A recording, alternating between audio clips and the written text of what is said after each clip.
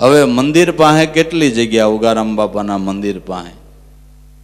ત્યાં હામી ઓસરીમાં ભજનની ગુરુ પૂનમની બધી ત્રીજના ભજન થતા અને જે કાંઈ ભજન ભાવ થતા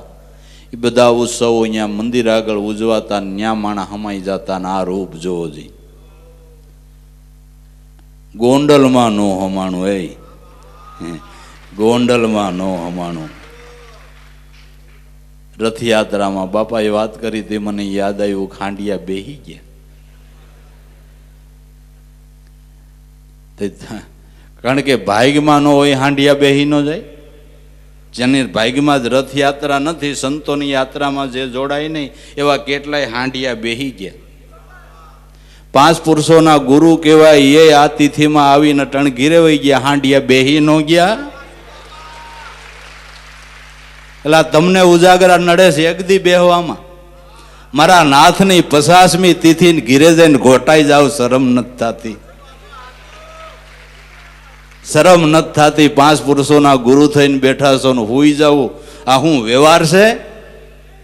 આ વ્યવહાર છે આ તો તરવું હોય તો વાત છે નકર ગીંગોડા છોડશે ને આમાં ક્યાંય પાયર પડાય એમ નથી ક્યાંય પાયર પડાય એમ નથી કેટલાય હાંડિયા બેહી ગયા બાપુ હાથી કે એક વાર બેહી ગયો જાજા માણાના લીડર હોય હાથી કહેવાય હાથી બેહી જાય ઓહો હે